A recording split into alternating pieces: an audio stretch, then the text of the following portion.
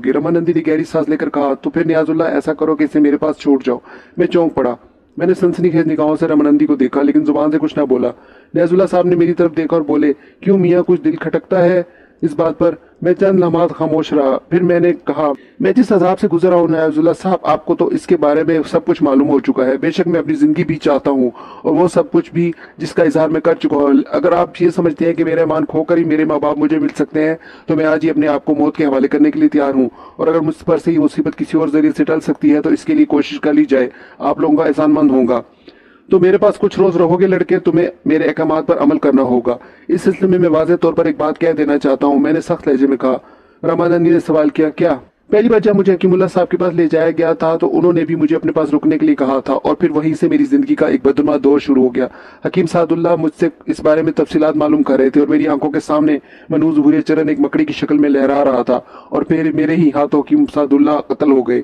कहीं वो कहानी फिर से ना शुरू हो जाए। हो सकती है, जरूर हो सकती है, मगर अब मैं इससे वाकिफ हूँ, इसलिए ऐसा नहीं होगा। अगर ये बात है तो फिर मुझे आपके पास रुकने में भला क्या एतराज हो सकता है रामानंदी जी? तो बस ठीक है नियाज, आप आराम करें और एक दो हफ्ते के लिए इसे बिल्कुल भूल जाए। जो कुछ भी बन पड़ेगा करूंगा इसके लिए। नियाजुल्लाह साहब खड़े होकर बोले, रामानंदी, बड़ा वक्त लिया है मैंने तुम्हारा, और बहुत कुछ मांग लिया है तुमसे। सिवाय दुआ के मैं और क्या कर सकता हूँ तुम्हारे लिए? मैं तो एक मामूली सा आदमी हूँ, खुदा का गुनाहगार बंदा। मेरी तो दुआओं में भी असर नहीं है कि वो किसी के काम आ जाए, लेकिन इसके बावजूद मैं अपने खुदा से मायूस नहीं हूँ। और मसूद मियाँ, भरोसा रखना, तुम्हारी बहन और मैं तुम्हारे लिए दुआएं करते रहेंगे। अल्लाह ताला बेहतरी ही करेगा। अच्छा तो रामानंदी, फिर मुझे इजाजत दो। ठीक है नियाज, काम भी दिया तूने हमें तो ऐसा कि पूरे भरोसे के साथ नहीं कर रहे, लेकिन चिंता मत करना। रामानंदी ने होश संभालने के बाद तेरी सूरत देखी थी, और अगर मर भी गया तो तेरी सूरत आंखों में होगी। चिंता मत करना, इसके लिए जो कुछ भी हम से बन पड़ेगा करेंगे। मगर सुन, एक बात कह देते हैं, कुछ पाने के लिए कुछ खोना भी पड़ता है, और जो कुछ खो जाए इसकी जिम्मेदारी खुद तुम पर होगी। मैं समझा नहीं रामानंदी, नियाजुल्लाह साहब ने कहा। मैं समझा भी नहीं सकता तुम्हें इस वक्त, रामानंदी ने कहा। और नियाजुल्लाह इसका चेहरा देखते रहे, फिर बोले, इसके बावजूद मैं जानता हूँ कि तू जो कुछ भी करेगा बेहतर ही करेगा। रामानंदी ने दोनों हाथ जोड़ दिए। नियाजुल्लाह वापसी के लिए मुड़ गए। मैं और रामानंदी ने बाहर तक छोड़ने आए थे। नियाजुल्लाह साहब ने कहा, तुम इत्मीनान से यहाँ रहो, मैं इसी तांगे में वापस चला जाऊंगा, कल फिर आऊंगा। नहीं नियाजुल्लाह, जब तक मैं तुझे यहाँ ना बुलाऊं तू यहाँ ना आना, ये मेरी दरखास्त है तुझसे, रामानंदी ने कहा। नियाजुल्लाह चौंक कर रिश्ते देखने लगे, फिर ठंडी सांस लेकर बोले, ठीक है, मैं तेरे किसी काम में मुदाखलत नहीं करूंगा। अच्छा तो फिर चलता हूँ। मसूद मियाँ, इजाजत है। मैंने नियाजुल्लाह साहब से मुसाफा किया और इसके बाद वो चले गए। रामानंदी ने मेरे शाने पर हाथ रखकर मुझे अपने साथ आने के लिए कहा। इस बार वो खंडर में वापस नहीं गया, बल्कि टहलने के अंदाज में दूसरी जानिब चल पड़ा।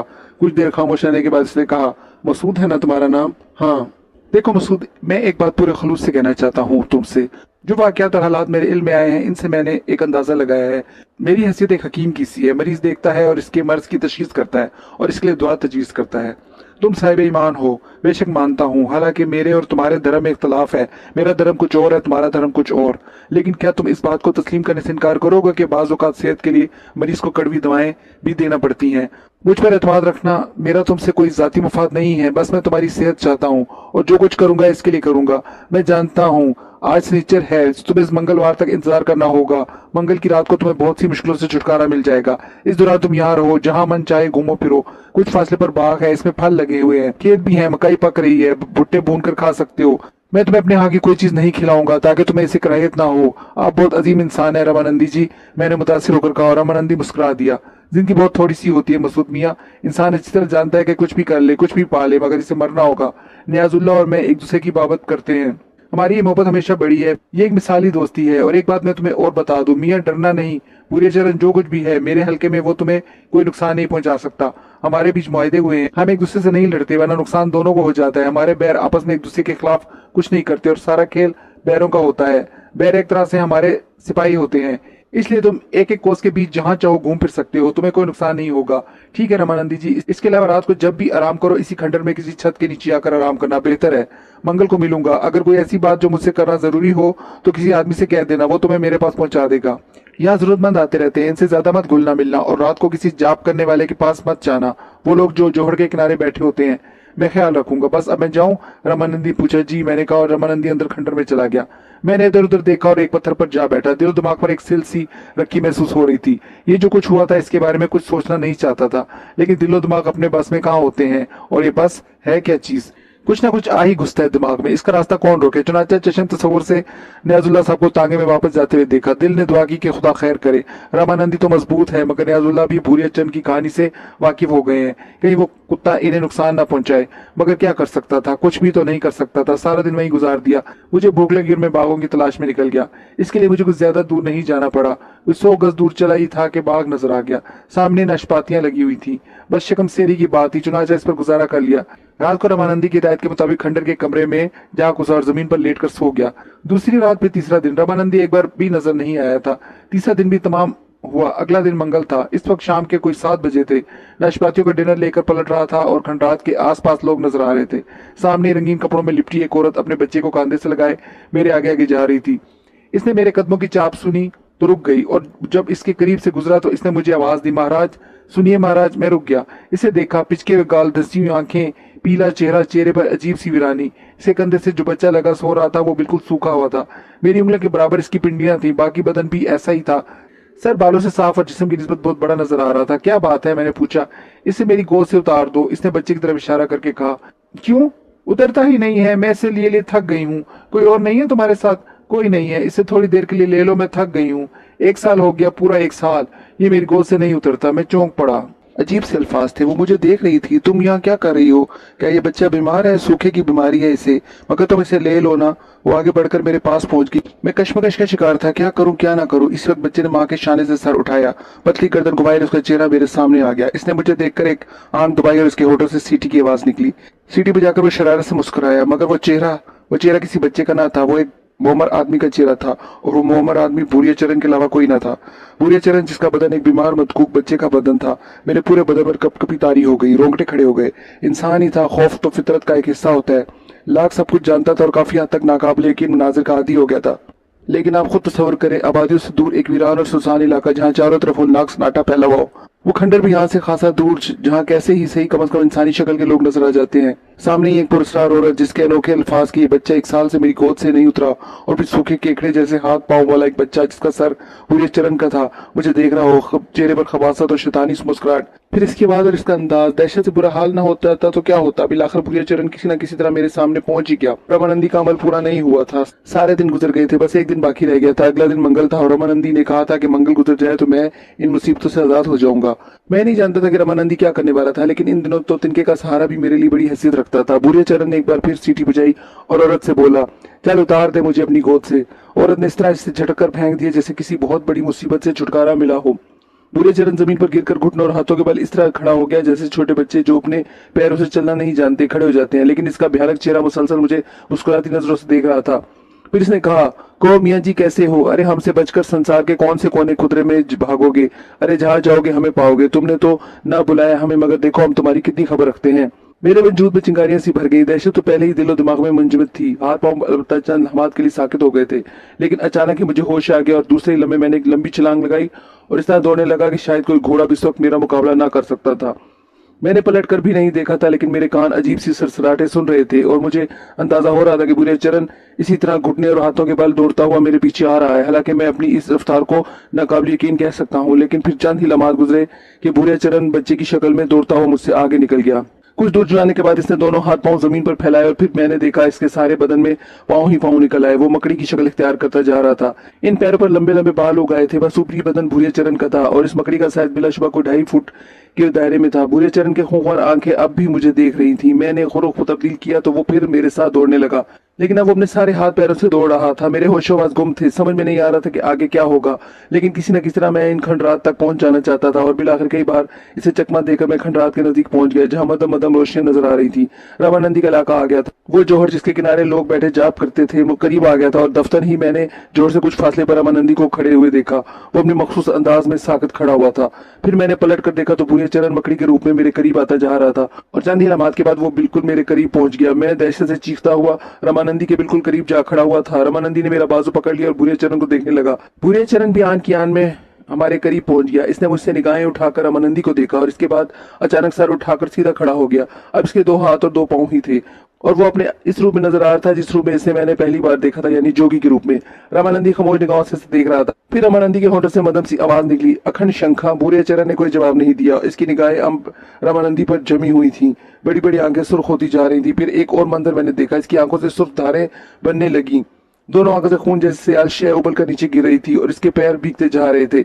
रमानंदी साकर खड़ा वो था। अचानक चंद लम्हात के बाद इसके मुंह से फिर आवाज निकली, पदम शंखा। चुप हो जा रे, चुप हो जा। अरे ओ पापी छुंदरे, काले धर्म का खाए और धर्म ही का अपमान करे है।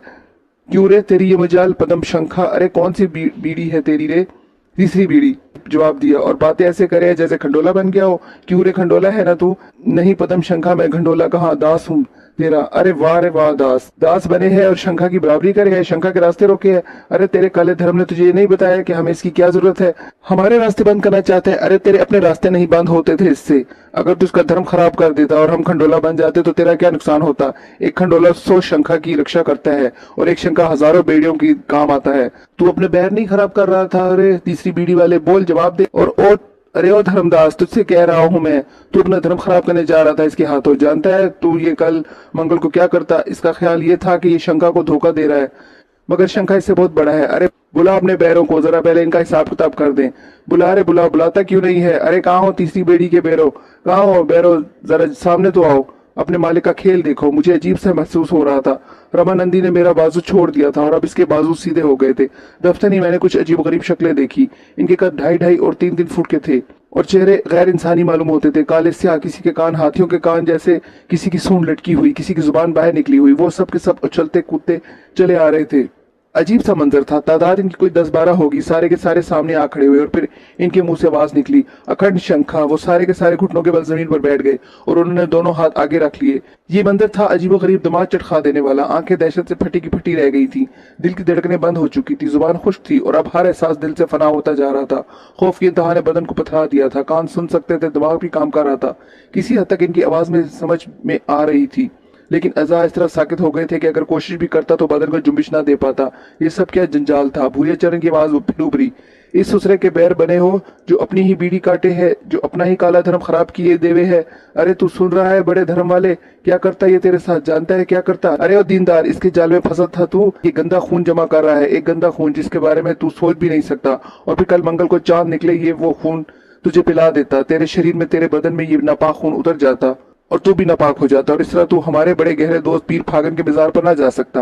किसी गंदे आदमी का मिजार के हाथे में कदम रखने की इजाजत नहीं है। और ये सोचता था कि गंदा खून पिलाकर तुझे हमारे लिए नकारा कर दे और इसके बाद हम खुद भी तेरा पीछा छोड़ दे। मगर तेरे धर्म का क्या होता? धर्म ही के नाते तू अब तक मौत के जाल में फंसा हुआ है। अरे अगर ऐसे ही धर्म खोना था तो हम क्या बुरे थे? तू हमारा काम कर देता तो तुझे भी कुछ मिल जाता। अरे इतना कुछ मिल जाता तुझे कि संसार में तेरे लिए फूल ही फूल होते, मगर तू उसके हाथों धर्म खो रहा था। फिर जानता है क्या होता? तू धोबी का कुत्ता बन जाता, घर का रहता ना घाट का। यही इरादा था इसका। अरे ऐसे अपना धर्म खराब करना था तो इस कल के बेरे के चक्कर में क्यों फंसा? मान ले हमारी, अब भी मान ले। ले चल हमें पीर फागन के द्वार और पा ले सारे संसार। बोला भी मौका है, मगर ठहर, पहले तेरे इस मददगार का क्रियाक्रम तो कर दे, पहले से इसके हाल पर पहुंचा दे। अरे ओ बैरो, ओ भैरो, जाओ अपना काम करो, जाओ डूब मरो जोहड़ में। चलो चलो, हम हुक्म दे रहे हैं तुम्हें। जमीन पर बैठी हुई जुबगरी मखलूक बैन करने लगी, अपना सर ढूंढ रहे थे, बाल नोच रहे थे और रमानंदी को खूब निगाहों से देख रहे थे। रमानंदी अब भी खामोश और साकित खड़ा था। फिर खूब रो पिटने के बाद वो सारे के सारे उठे और इसके बाद उन्होंने एक एक करके इस काले कीचड़ के जोहड़ में छलांगे लगा दी। ऐसा लगता था जैसे वो खुदकुशी कर रहे हों। मैं अब एक खामोश तमाशाई की तरह ये सारे मनाजिर देख रहा था। रमानंदी पथराया हुआ खड़ा था। इन अजीबोगरीब लोगों के गायब हो जाने के बाद भूरे चरण रमानंदी की तरफ मुतवज्जह हो। हाँ रे तीसरी बेड़ी वाले, बोल अब तेरा क्या करे? हम छोड़ दे तुझे या सजा दे दें तुझे? बोल क्या था तेरे पास इसे देने के लिए? इसका धर्म खराब करता तो सिर्फ इसलिए था कि फिर ये हमारे काम ना रहे, यही मंसूबा था ना तेरा? हाँ शंखा, मेरे बचपन के दोस्त ने मुझसे, अरे बचपन का दोस्त तुझसे ये कहता कि अपना धर्म छोड़कर मुसलमान हो जा तो हो जाता क्यों? हाँ भूरे चरण, अगर वो सचमुच मुझसे ये बात भी कहता तो मैं इसकी ये बात भी मान लेता। यही सुनना था तेरे मुंह से हमें, यही सुनना था। अरे काले धर्म को बदनाम करने वाले, तेरा इसी संसार में रहना अच्छा नहीं है। पता नहीं कब बहक जाए, कब भटक जाए। ठहर, हम तेरा बंदोबस्त किए देते हैं। ये कहकर बुरे चरण ने अपने मुख्तर से लिबास में हाथ डाला और शायद चमड़े की बनी हुई गोल सी बोतल निकाली। रामानंदी के बदन पर कपकहाट तारी हो गई। बुरे चरण ने उंगली से इस तरह झटका दिया जैसे किसी चीज के छींटे दिए जाते हैं, और मैंने पूरे होशो हवास के आलम में देखा कि रामानंदी के पैरों में लोहे की एक जंजीर जकड़ गई है। बुरे चरण ने दोबारा उंगली इसी तरह झटकी और रामानंदी के दोनों हाथ भी पीछे जा बंधे। रामानंदी चीखने लगा, छोड़ दे बुरे चरण, छोड़ दे, पदम शंका छोड़ दे, मुझे क्षमा कर दे, माफी चाहता हूँ, आइंदा ऐसा कभी नहीं करूंगा। अरे दाल रोटी खाने दे मुझे भी, पदम शंका, तेरा कुछ नहीं लूंगा, मैं भूल हो गई, मुझसे भूल हो गई तो भुगत बाहुले, ये ससुरा तो चटपट हो जाता हमारे हाथों अगर हमारे काम का ना होता। अरे इसकी औकात क्या है हमारे सामने, क्या है ये, बड़ा मियाँ जी का पिल्ला बना फिरता है। अरे क्या है ये, 2 मिनट में ठीक कर देते इसे, मगर जब हमने इसे अपने काम के लिए ठीक कर लिया तो फिर ठीक कर लिया। हमें यही हुक्म हुआ था खंडोला की तरफ से, समझा, खंडोला बनने के लिए यही हमारे काम आ सकता है, और सब कुछ बता दिया तूने इसे, बता दे हमारे क्या बिगाड़ लेगा ससुरा, देख लेंगे हमारे सामने कब तक सीना फुलाए फुलाए फिरता है।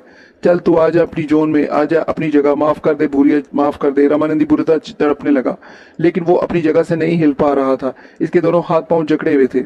बुरे चरण ने इसे देखा, कुछ मुंह ही मुंह में बुदबुदाया और फिर रामानंदी की तरफ फूंक मार दी।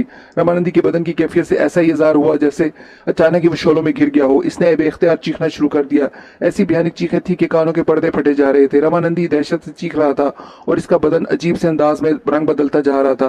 पहले ये रंग पीला हुआ, फिर नारंगी, इसके बाद सफेद हो गया। बिल्कुल यूं लगा जैसे रामानंदी जलकर राख हो गया, सफेद सफेद राख। अब इसकी आवाज भी बंद हो गई थी। फिर दफातनी इसके बदन से सफेद सा धुआं खारिज होने लगा और बुरे चरण ने शीशी का ढक्कन खोल दिया।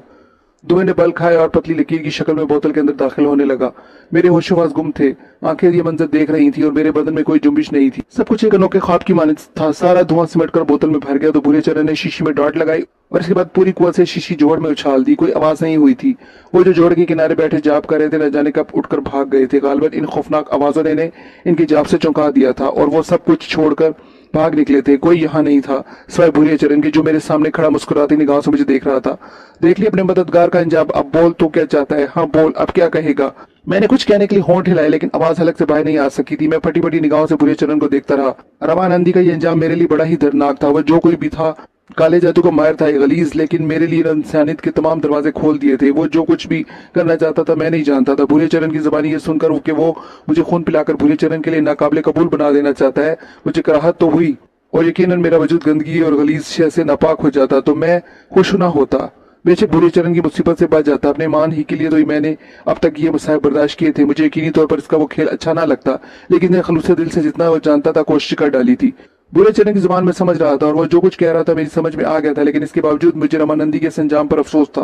बुरे चरण मेरे करीब आया और अपनी मकरूह मुस्कुराहट के साथ बोला, अकल आ रही है अब शायद तू समझे। अरे चिंता काहे करे है, संसार दे दूंगा तुझे, बस एक बार, सिर्फ एक बार मुझे पीर फाकर के द्वारे पहुंचा दे। बोल तैयार है। नहीं, न जाने किस तरह से ये आवाज मेरे मुंह से निकली और बुरे चरण का चेहरा बिगड़ गया।